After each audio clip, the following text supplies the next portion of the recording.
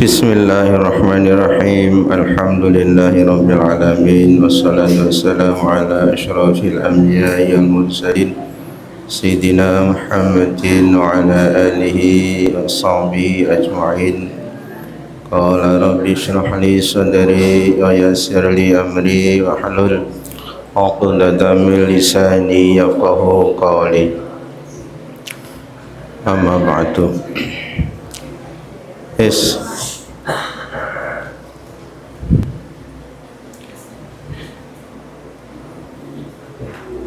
menang.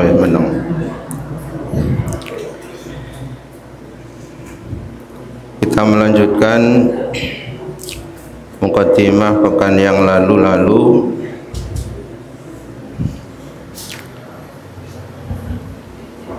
Coba ingat enggak kamu? Orang yang istiqomah dalam berzikir, membaca alhamdulillahirabbil alamin, maka orang tersebut akan mendapatkan 3 kemuliaan. Pertama apa?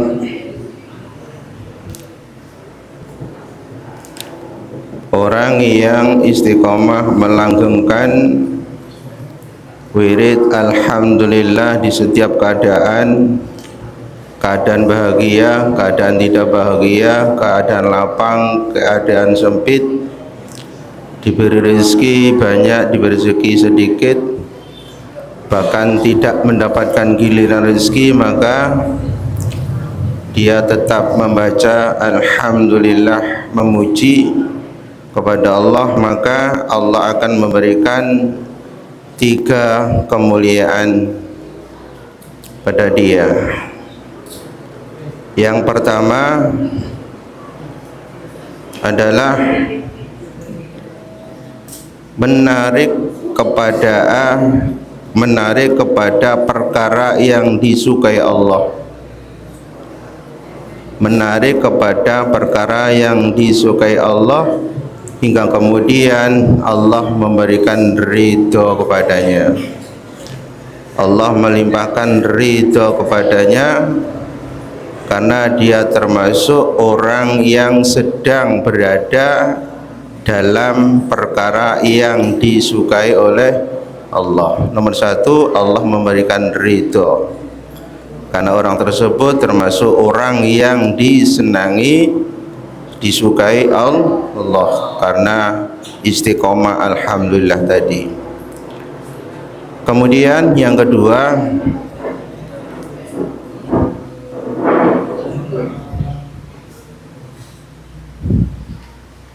kemuliaan yang diberikan yang kedua adalah Allah akan memberikan kelembutan kepada dia, kasih sayang kepada dia, sehingga Allah memperkenan atau berkenan untuk menghilangkan segala kesusahannya, kesulitannya, kerupekannya, sampai akhir hayatnya. Lalu yang ketiga adalah Allah menetapkan dia sebagai orang yang ahli bersyukur. Allah menetapkan dia orang yang langgeng menzikirkan alhamdulillah dalam keadaan apapun. Yang ketiga, Allah menetapkan dia sebagai orang yang ahli bersyukur.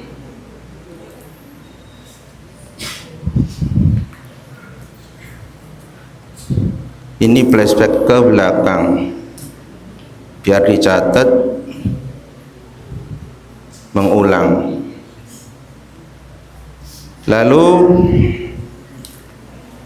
kemuliaan yang diberikan Allah selanjutnya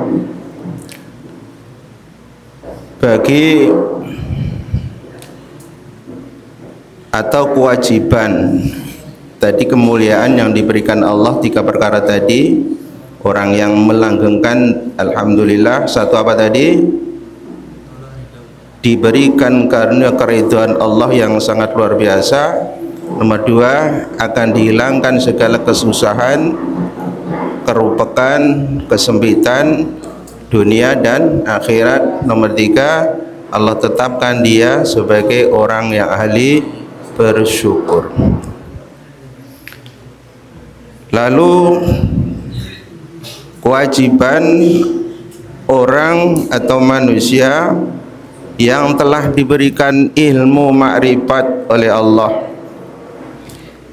pengetahuan yang sempurna, ilmu makrifat berupa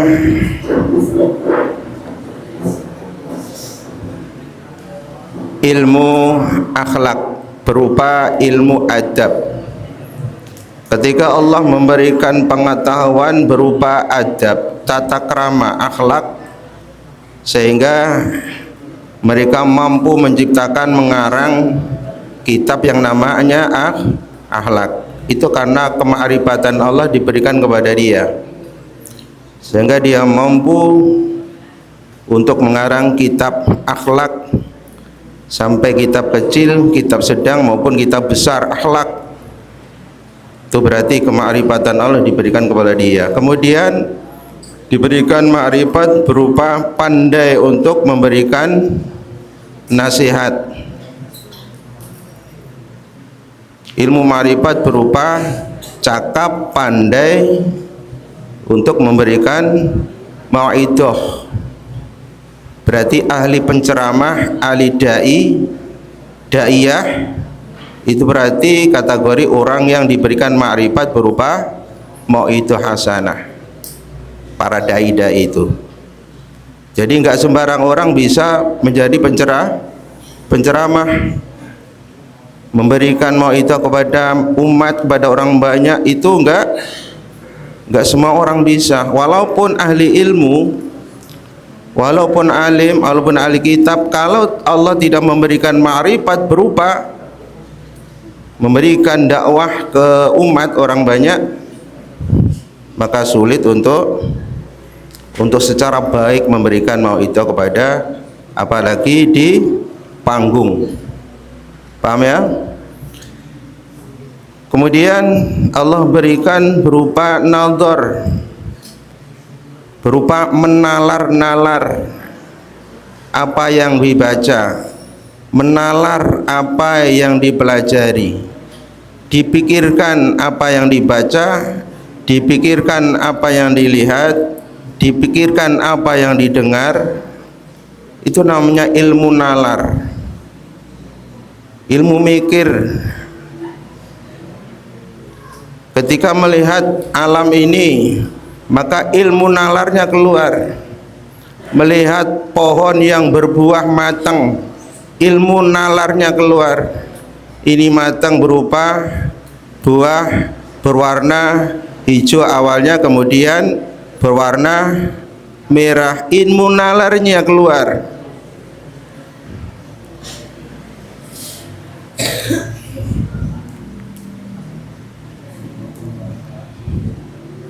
Kemudian Allah berikan makrifat bagian ilmu. Allah memberikan makrifat berupa pemberian ilmu. Para alim, para ulama, mereka itu adalah orang yang diberikan ilmu oleh Allah, makrifat bil ilmi. Selanjutnya Allah berikan makrifat berupa meneladani jejak orang-orang salaf, meniru, mencontoh, meneladani jejak para rasul, para nabi, jejak para orang-orang yang soleh terdahulu.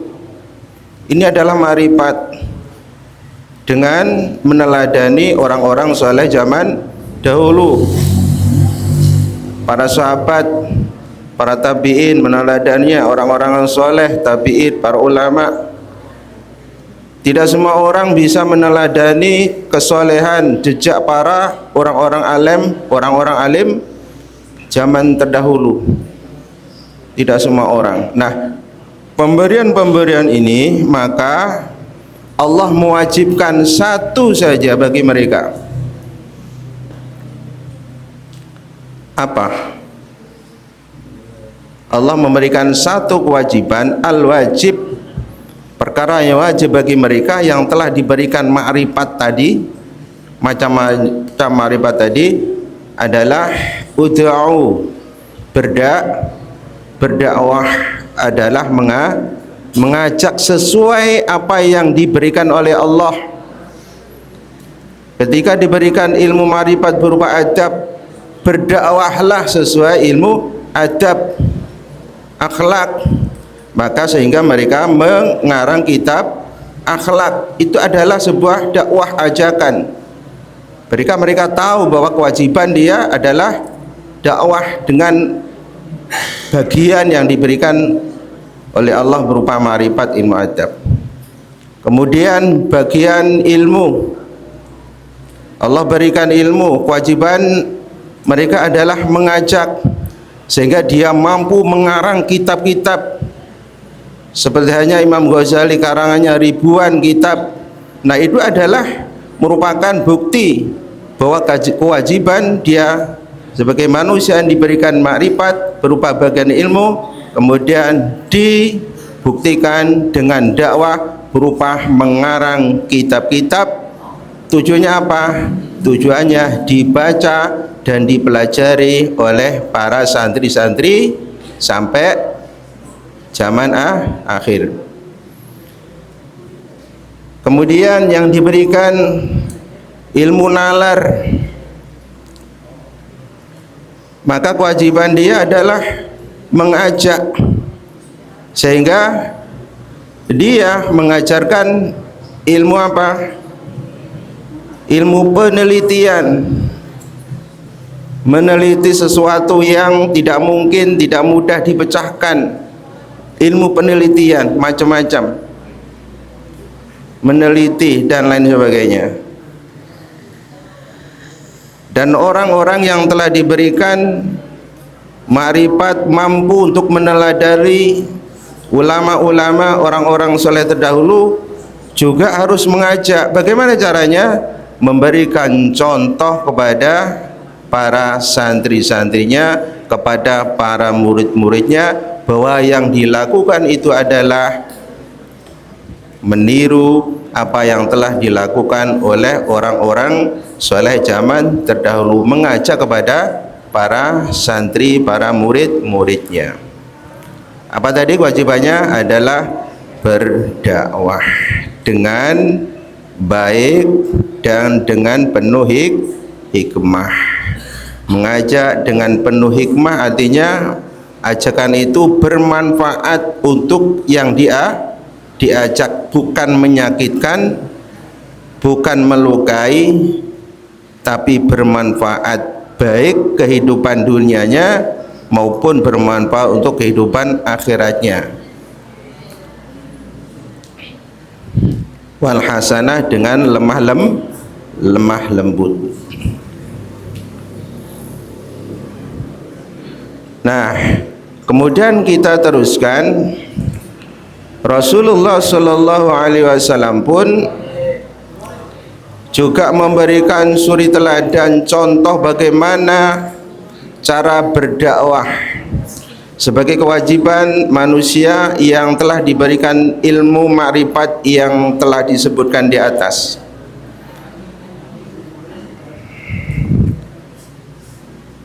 Ruwiya, perhatikan, ini contoh dakwah yang harus dilakukan bagi orang yang telah diberikan oleh Allah ma'rifat berupa macam-macam yang tersebut. Diceritakan dari Abdullah bin Mas'ud. Ini Abdullah bin Mas'ud itu, coba Abdullah bin Mas'ud itu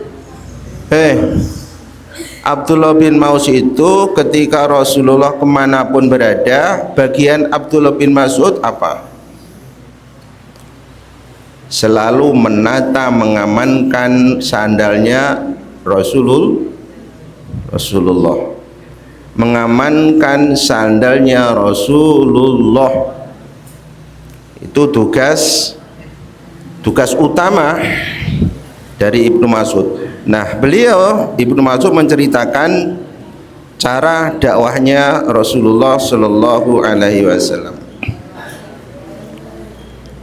Beliau berkata, qala kana Nabi Shallallahu Alaihi Wasallam, ada Rasulullah Shallallahu Alaihi Wasallam,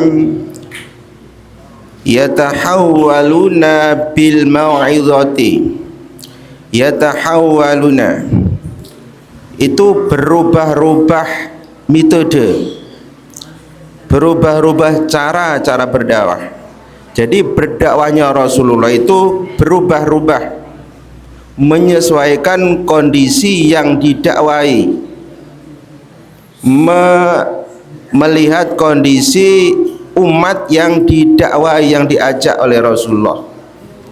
Jadi kata Ibnu Mas'ud, Rasulullah itu cara berdakwah enggak monoton, selalu berubah melihat kondisi umat, kondisi yang didakwai. Bil mau'izati, terkadang Rasulullah cara berdakwah, cara mengajak kepada para sahabat itu dengan mau'izah, dengan nasihat. Bagaimana dakwah Rasulullah Shallallahu Alaihi Wasallam yang asli itu keras.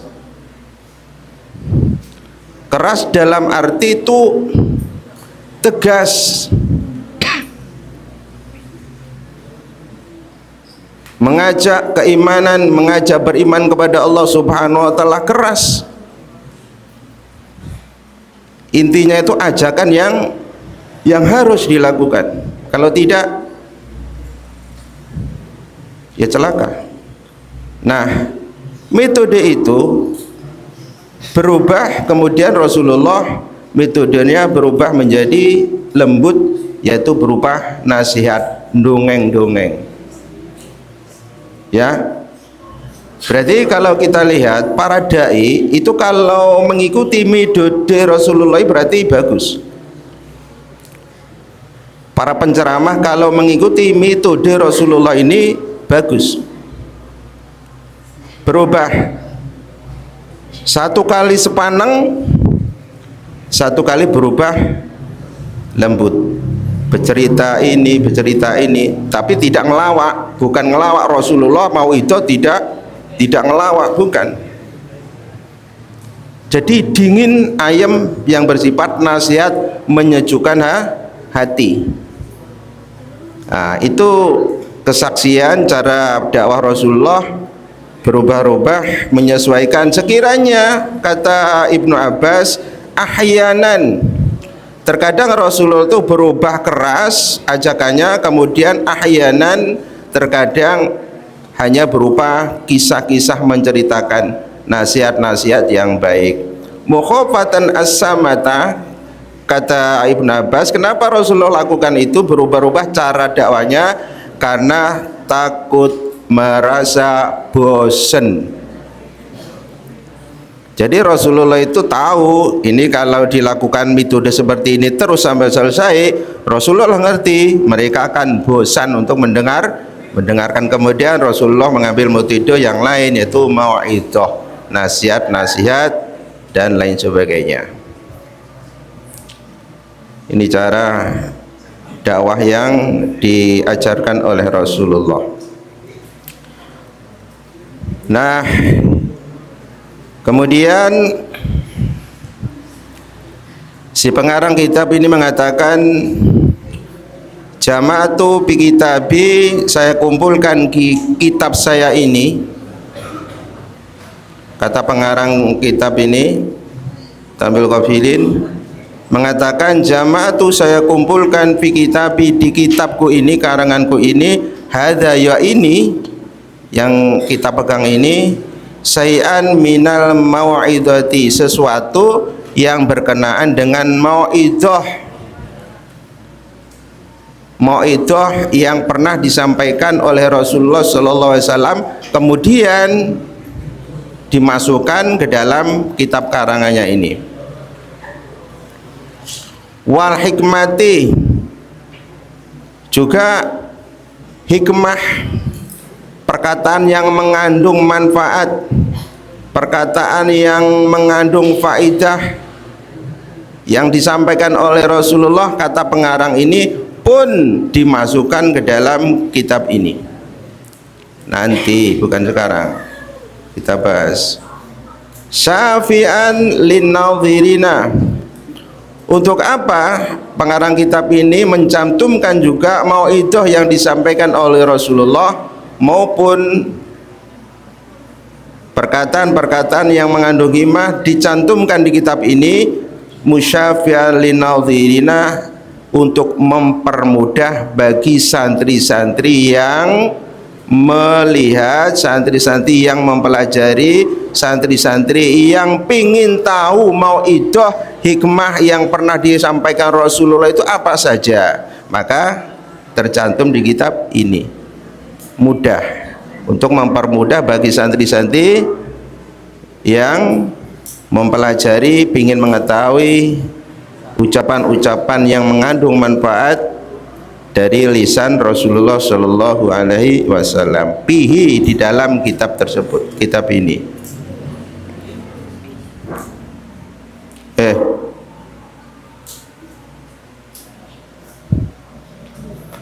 Lah, lalu kemudian wasobatni lahu, wasobani dan wawasobani.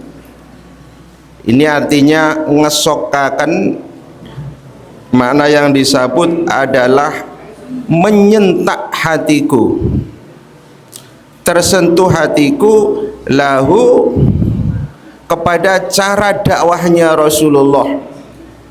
Artinya hatiku, kata pengarang kitab ini, menyimpulkan lahu, dari dakwahnya Rasulullah Sallallahu Alaihi Wasallam, bihi, di dalam dakwahnya Rasulullah Sallallahu Alaihi Wasallam, dua.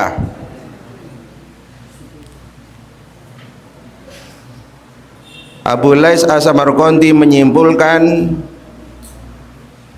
dalam hatinya bahwa dakwah Rasulullah yang harus ditiru oleh para dai itu ada dua yang disimpulkan oleh Abu Lais As-Samarqandi.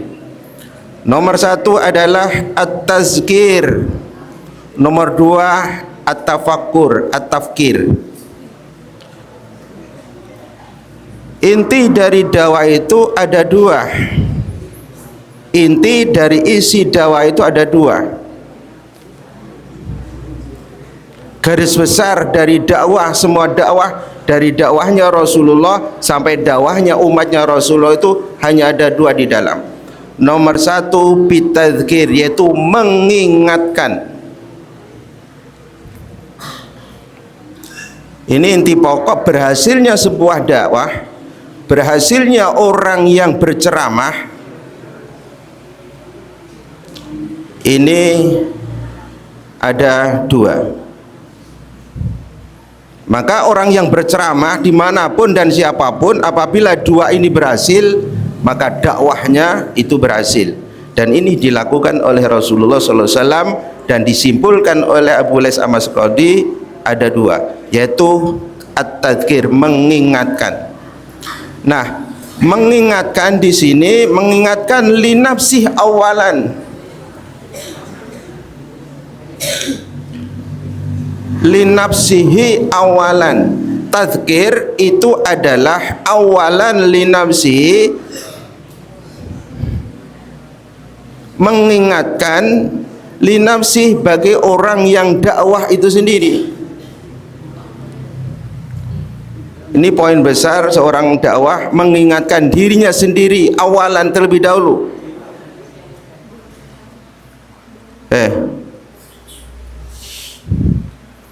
Apa yang akan disampaikan itu adalah bersifat mengingatkan, tapi intinya terlebih dahulu awalan nafsi, mengingatkan dirinya sendiri itu terlebih dahulu.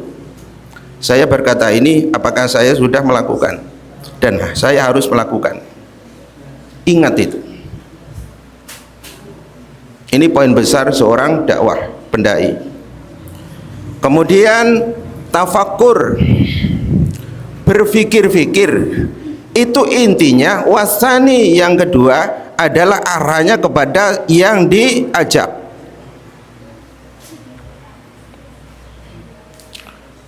Kalau seorang pendakwah itu berhasil apabila yang diajak itu bisa berpikir, itu berhasil. Yang didakwahi masyarakat, umat, yang diceramahi itu kemudian dia berpikir apa yang telah didengar. Oh iya, kata Pak Ustadz itu, mikir dia. Maka itu menunjukkan berhasil. Seorang dai yang berhasil.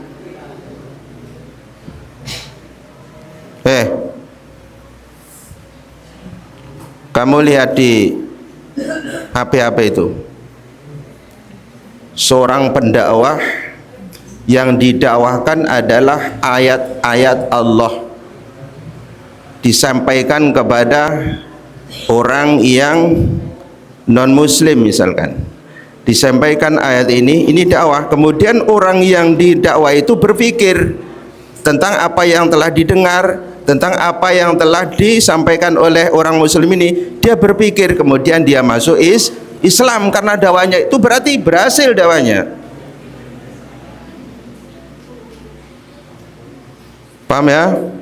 Jadi tafakkur, tafkir, berpikir itu arahnya kepada orang yang didakwai, orang yang diajak, sehingga dia berpikir, kemudian dia berubah menjadi baik atas dakwaan, atas ajakan seorang ulama, seorang ahli pendakwah.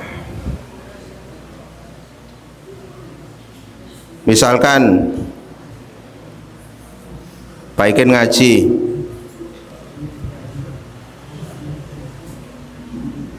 Pak Ikin menyampaikan sesuatu, kemudian kamu berpikir, lalu endingnya kamu berubah, maka dakwahan ajakan Pak Ikin berhasil. Sebaliknya, apabila siapapun yang memberikan ajakan tidak ada reaksi sama sekali, itu berarti ajakan itu tidak berhasil. Garis besar, dakwah yang disampaikan oleh Rasulullah disimpulkan oleh pengarang kitab ini apa? Mengingatkan dirinya sendiri bagi yang berdakwah, kemudian berpikir bagi orang yang didakwai, atau berpikir itu arahnya ke orang yang diajak. Maka itu akan berhasil kewajiban, yaitu berdakwah.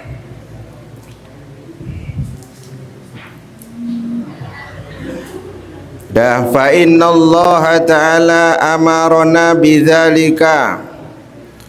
Kenapa hal ini dilakukan oleh Rasulullah, kemudian harus hendaknya dilakukan oleh para pendai-pendai dari umatnya Rasulullah? Satu, hendaknya dia menyampaikan itu, mengingatkan untuk dirinya sendiri bagi yang dakwah, kemudian berpikir itu sehingga dia yang didakwai, mereka yang didakwai itu mau berpikir, supaya mau berpikir sehingga berubah menjadi baik. Kenapa hal itu dilakukan? Karena fa innallaha ta'ala amarona bidzalika. Karena hal ini adalah sesuai perintah Allah Subhanahu wa taala kepada kita, kepada Rasulullah, cara berdakwah, mengingatkan dirinya sendiri terutama, kemudian li ghairihi zanian, tafakur, sehingga mereka yang didakwah itu mau berpikir.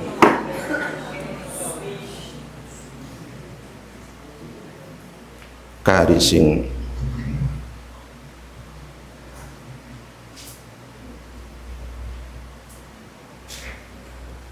kapan tadi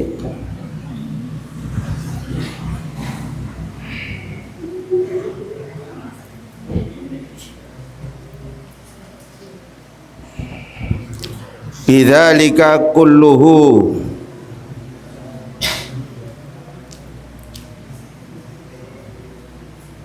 wasunatu,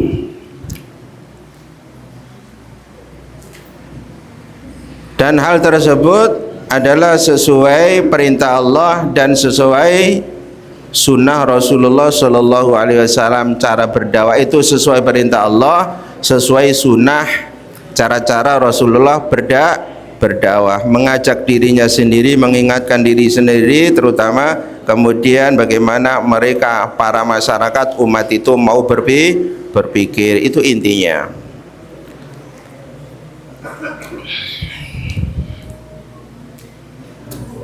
Lalu kemudian wasunatu warodat bihi, dan apa yang pernah dilakukan oleh Rasulullah Shallallahu Alaihi Wasallam di dalam berdakwah. Kalau tadi itu ya, itu adalah target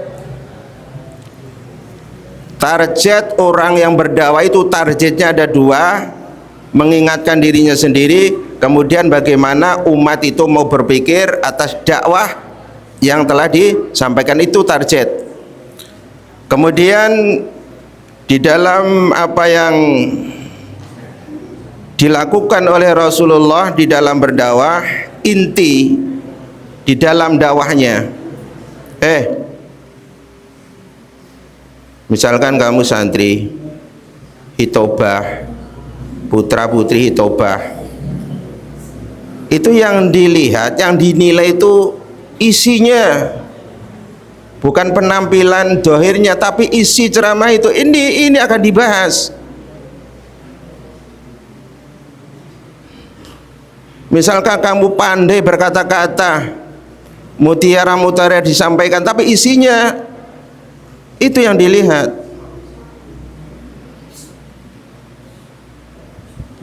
Makanya barangkali kamu salah satu di antara kalian ini ada yang mencari dakwah, menjadi dai-daiyah, maka dengarkan. Amin ya rabbal alamin.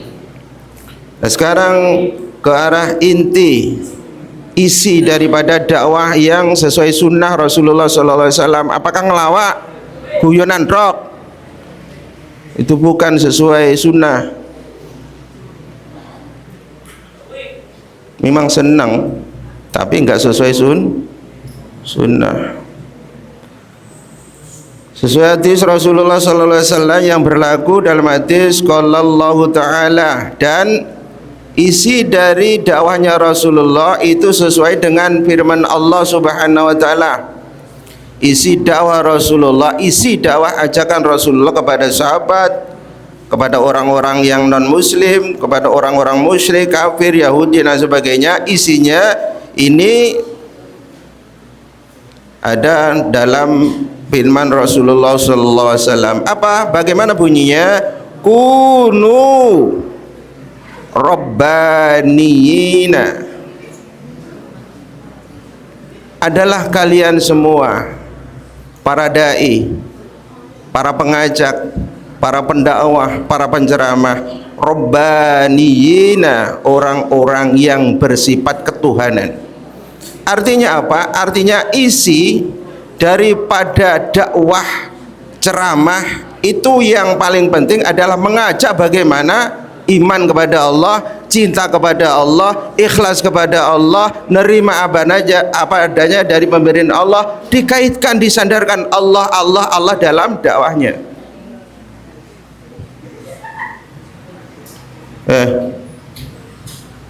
Isi dakwah itu jangan lepas dari mengaitkan ajakan kepada Allah, mencintai Allah, ikhlas kepada Allah, cara ibadah semata-mata kepada Allah, berdoa kepada Allah, bersandar kepada Allah.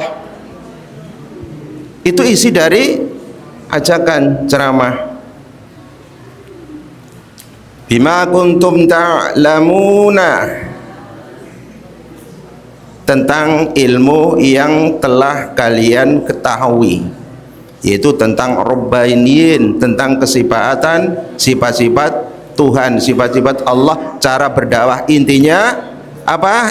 Isi dari dakwah ya, menerangkan tentang Allah Subhanahu wa taala, seperti yang Pak Ikin sampaikan tadi.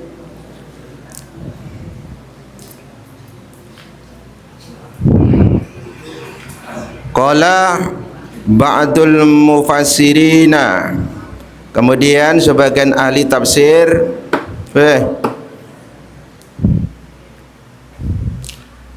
sebagian ahli tafsir menafsirkan firman Allah, kunu rabbanina bima kuntum ta'lamun. Ahli tafsir bagian menafsirkan ma'nahu, kunu ono sira iku rabbaniyina, wong-wong kang bersifat robbani, bersifat ketuhanan. Jadi cara penyampaian dakwahnya itu harus jangan sampai meninggalkan ajakan kepada Allah Subhanahu wa taala. Kalau dakwah, orang berdakwah hanya dongeng semata-mata, tidak menganggitan ajakan cinta kepada Allah, udah nggak usah didengar.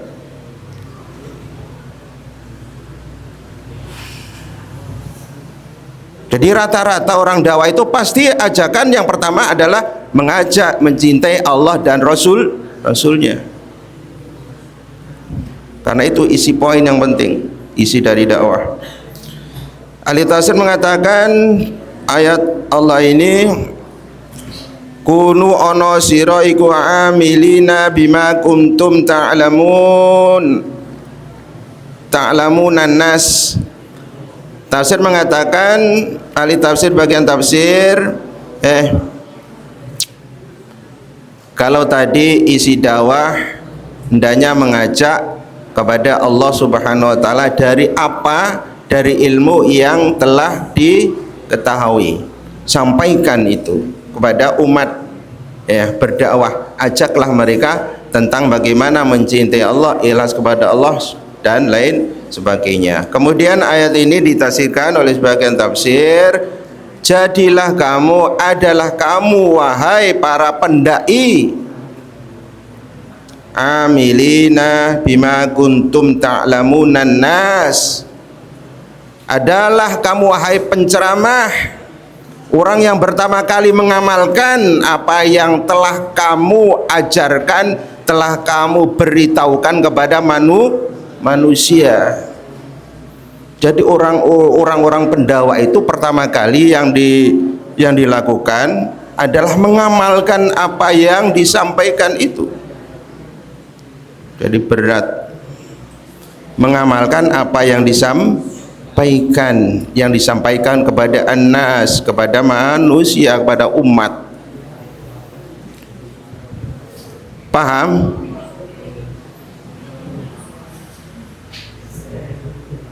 Paham Rizky?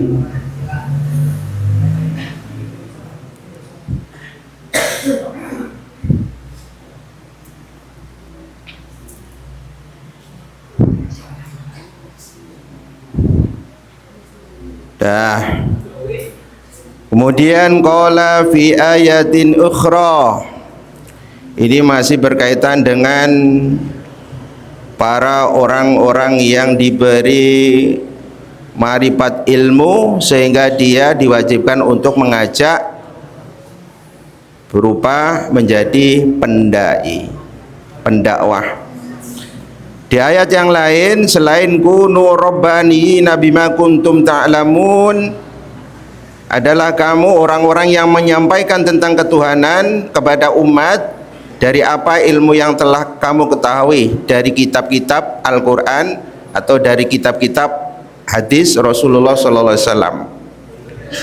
Nah, di dalam ayat lain, innama yakhshallaha min ibadihil ulama. Innama yakhshallaha, sesungguhnya yang takut kepada Allah, min ibadi, dari sebagian dari hamba-hamba Allah, yang takut kepada Allah dari semua hambanya Allah adalah al-ulama'u, orang-orang yang diberikan ma'rifat hifzi minal ilm, diberikan ma'rifat berupa bagian ilmu. Mereka inilah yang takut kepada Allah. Maka bagaimana cara kemudian ketika dia menjadi berdakwah, ya ajaklah mereka umat itu supaya takut kepada Allah, karena dia adalah sebagai yang ditetapkan oleh Allah, orang yang takut kepada Allah. Maka cara berdakwah mengajak umat itu takut kepada Allah. Takut dari apanya? Takut dari murka, dari siksa, dari azab neraka Allah subhanahu wa ta'ala. Itu ajakannya, dakwahnya, materinya, isinya.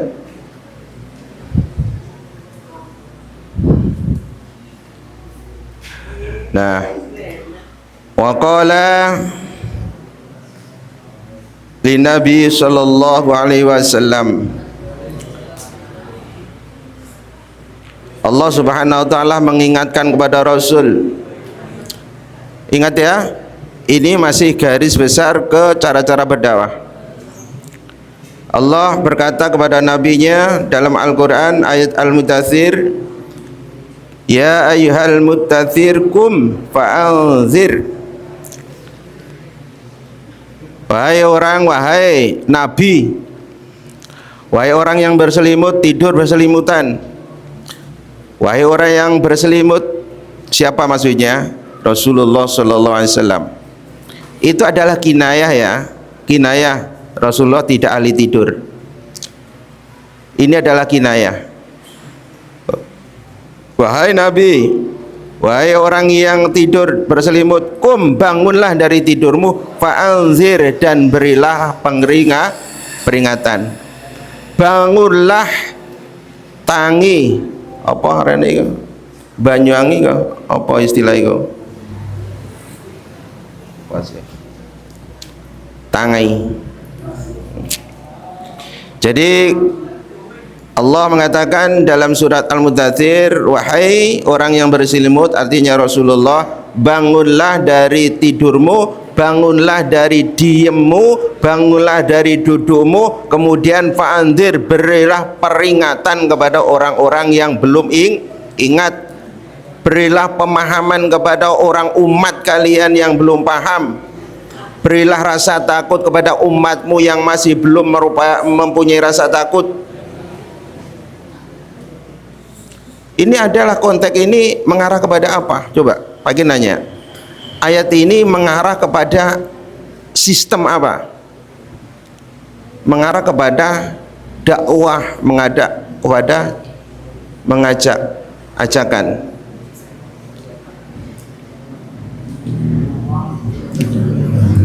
Wa qala Allah Ta'ala fi ayatin ukhra, dan juga Allah berfirman di ayat yang lain,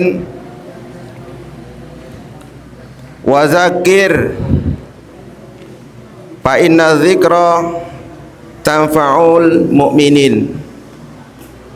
Berilah peringatan,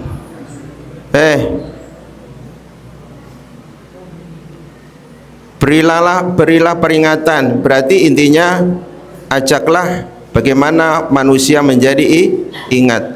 Berilah peringatan bagi orang-orang yang lupa. Fa inna dzikra, maka sesungguhnya mengingatkan orang-orang yang lupa, mengingatkan artinya berdakwah bagi orang-orang yang lalai, bagi manusia umat yang lupa, berdakwah mengingatkan, tanfa'ulil mu'minin, itu sangat bermanfaat bagi orang-orang yang beriman. Mengingatkan orang yang berdakwah, mengingatkan kepada masyarakat, itu akan sangat bermanfaat bagi umat. Kalau nggak ada dai, nggak ada penceramah, manusia itu akan menjadi lupa. Maka kewajiban orang yang mendapatkan marifat ilmu adalah mengingatkan supaya tidak lupa terus menerus, supaya tidak tersesat karena lupa, karena lalai. Maka diingatkan oleh para penceramah, para pendai. Paham ya? Waruya sedikit. Waruyan Rasulullah sallallahu alaihi wasallam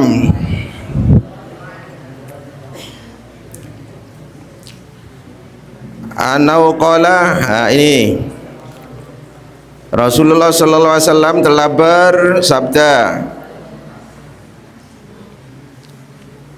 tafakkaru sa'atin khairun min ibadati sanatin. Ini tafakur, berpikir-pikir, berarti ini arahnya bagi orang yang diajak, yang didakwai itu punya kewajiban berpikir dari apa yang sudah diberikan, sudah didakwai, sudah diajak. Karena orang yang berpikir, manusia, masyarakat yang berpikir. Nah, contohnya ketika kamu dinasihati oleh guru-guru kalian, kemudian kamu berpikir, mencerna, memahami apa yang kalian dengar itu, mencerna, memahami. Misalkan Abah memberikan pengajian, Abah memberikan nasihat, kemudian kamu memikirkan, memahami sehingga kamu paham betul dan kemudian kamu amalkan. Maka berpikir sehingga menemukan kebaikan, menemukan kebenaran, menemukan kepastian, dan endingnya kamu mengamalkan, ya, itu khairun min ibadati sanatin. Itu lebih baik. Kamu berpikir kemudian menemukan kepastian, pemahaman sehingga kemudian kamu mengamalkan. Itu lebih baik daripada kalian, kita beribadah selama 1 tahun. Tapi berpikir loh, berpikir kemudian menemukan kepastian, pembenaran, dan kemudian kita amalkan. Kalau cuman berpikir tok, nggak ada hasilnya, ya tunggu dulu.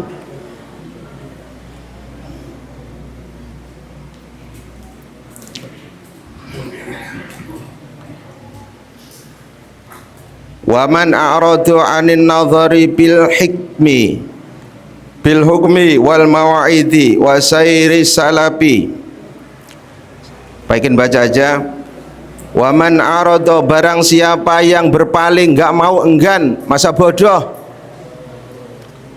'anin nadhari bil hukmi, enggan, masa bodoh, tidak mau berpikir tentang hukum, tidak memahami hukum, enggak mau, masa bodoh tentang hukum. Apa itu hukum? Enggak mau memahami, enggak mau menalar-nalar, enggak mau berpikir. Kemudian berpaling dari nasihat, enggak mau dinasihati. Ingat ini, barang siapa yang tidak mau, enggan, masa bodoh, emoh untuk memahami hukum-hukum, memahami ilmu-ilmu yang kalian cari, malas, sungkanan mikir, kemudian gak mau menerima nasihat, mawaid, dinasihati guru, dinasihati pengasuh, dinasihati ustadz, masa bodoh, arad, mengo, berpaling, membelakangi. Kemudian wasari salafi, dan tidak mau mengikuti jejak orang-orang yang soleh, tidak mau ketika disampaikan ulama ini mengajarkan seperti ini, tidak mau mencontoh kebaikan-kebaikan yang pernah dilakukan oleh orang-orang yang soleh zaman dahulu. Ketika kita disampaikan oleh seorang pendakwah, disampaikan oleh orang yang ahli penceramah, kemarin di Al-Alal itu disampaikan oleh Al-Mukarram tentang salafus soleh. Ketika kita a'rad, berpaling dari kisah-kisah ulama salafus soleh, nggak mau mengikuti karena kita nggak berpikir, maka konsekuensinya adalah la'abudah, maka akan dijauhkan dia ihda khoslataini, salah satu dua perkara. Barang siapa, saya ulangi, barang siapa yang berpaling, tidak mau, tidak belajar untuk memahami satu hukum, tidak mau berpikirlah, tidak mau berpikir, tidak mau menerima nasihat dari siapapun, tidak mau mengikuti jejak orang-orang soleh zaman dahulu yang disampaikan oleh para pendai, kemudian konsekuensinya adalah dia akan dijauhkan salah satu dua perkara ini. Ingat,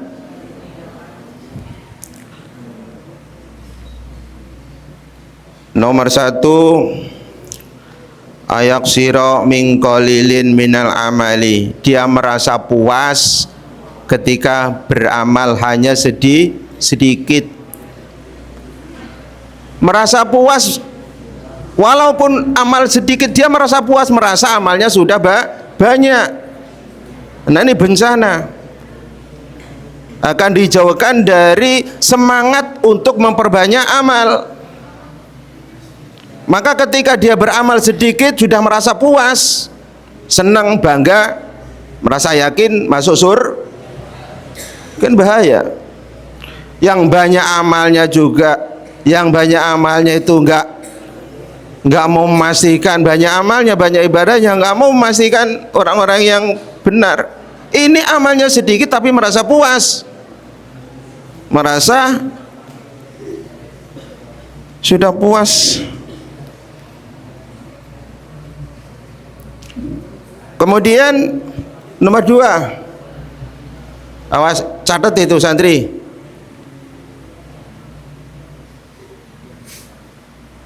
akan diberikan balak musibah, merasa puas dengan amalnya sedikit, sudah merasa puas, merasa sudah banyak, merasa sudah ahli surga.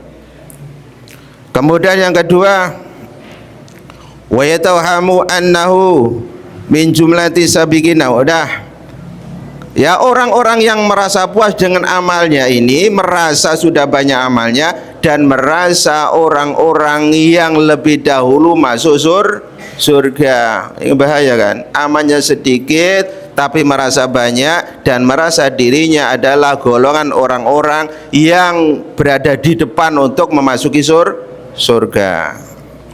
Nauzubillah.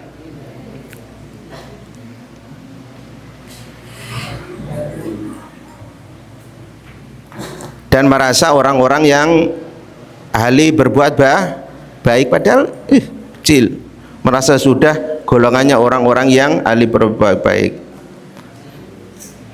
Nomor 2, aw yasida ba'dul jihdi, aw yastahida ba'dul jahdi, dia bersungguh-sungguh hanya setengah-setengah. Allah akan memberikan, menjauhkan dari bersungguh-sungguh yang total. Allah akan menjauhkan dia dari bersungguh-sungguh secara total. Allah akan memberikan kesungguhan setengah-setengah, nggak benar-benar. Misalkan kamu ngaji, kamu ada yang sungguh-sungguh total sampai selesai, ada yang setengah-setengah. Kamu ibadah, ada yang benar sungguh-sungguh, ada yang setengah-setengah. Nah yang setengah-setengah ini adalah berarti itu musibah. Kenapa? Karena kalian tidak mau menerima nasihat dari gurumu, dari pengasuh, dari kiaimu, nggak mau menerima nasihat. Maka itu yang kamu terima. Siro pateng total itu nggak bisa. Putra putri wes. Dah yang sedikit. Bayadhimu dzalika min ainihi, dan merasa dalam pandangan dia merasa besar, padahal sungkanan, malas, ibadah malas, ngajine sungkanan, tapi dia merasa dalam pandangan dia loh, dalam pandangan dirinya dia merasa orang yang agung, orang yang utama, orang yang mulia. Naudzubillah min dzalik. Wa yabdulu bidzalika, dan dia merasa mendapatkan keutamaan dari Allah, merasa besar. Nafsau, atas dirinya sendiri, ala ghairihi, mengalahkan orang, pokoknya lebih merasa dirinya lebih agung daripada orang lain. Toh padahal males. Yang temenanan itu adalah musibah. Dijauhkan dari kesungguhannya secara total, dijauhkan dari beribadah cara sungguh-sungguh, cara total.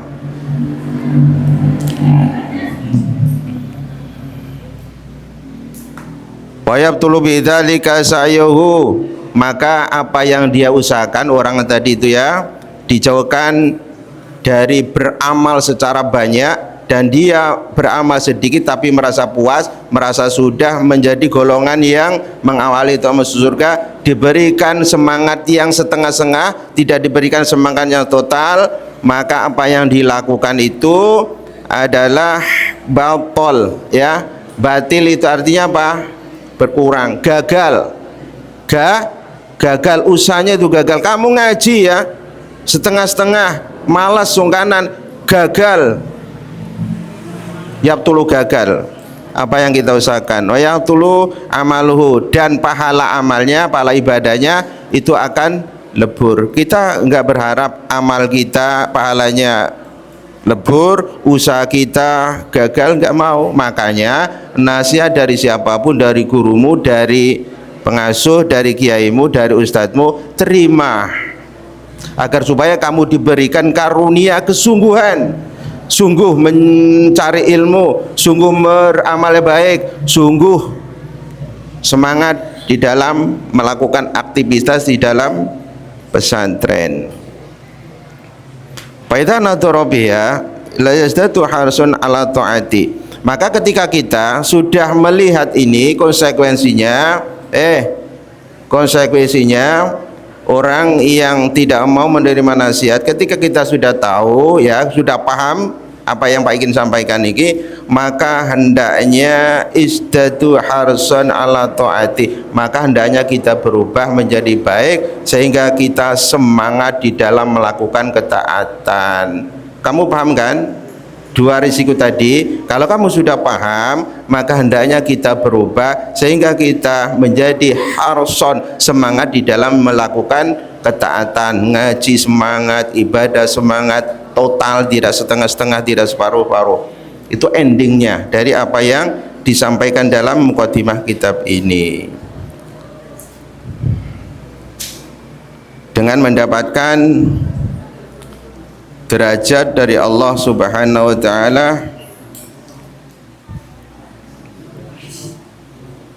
dan Allah akan menyampaikan, mengabulkan segala apa yang diinginkan baik di dunia maupun di akhirat. Derajat akan diberikan Allah dunia akhirat. Kenapa? Karena kita sudah berubah menjadi semangat ibadah, semangat taat, semangat ngaji, semangat belajar. Panas'alullah taufiqah, kita semua meminta pertolongan kepada Allah Subhanahu wa taala liaskal amali, untuk agar supaya Allah membersihkan semua amal-amal yang kita lakukan. Wa atamul barakati, dan semoga Allah memberikan berkah-berkah yang agung, yang besar kepada kita. Anau mananun qadirun, karena sesungguhnya Allah adalah zat yang memberikan banyak karunia kepada orang-orang yang ahli semangat belajar, semangat beribadah, semangat melakukan ketaatan. Allah akan al-mannan, Allah maha memberi karunia. Kita berharap pemberian Allah yang maksimal, karena kemaksimalan kita darah belajar ibadah taat. Qadirun, Allah juga maha kuasa, mampu untuk memberikan sesuatu kepada yang Dia kehendaki. Siapa? Orang yang tetap semangat melakukan taat, semangat belajar, semangat ngaji, semangat menerima nasihat dari guru-guru dan lain sebagainya. Allah alam, semoga manfaat. Fatihah. Inna siratal mustaqim siratal ladzina an'amta 'alaihim ghairil maghdubi 'alaihim waladdallin. Subhanakallahumma bihamdika asyhadu an la ilaha illa anta astaghfiruka wa atubu ilaik. Sallallahu alaihi Muhammadin wa ala alihi sahbihi sallam. Alhamdulillahirabbil alamin. Assalamualaikum warahmatullahi wabarakatuh. Allahumma shalli ala Muhammad.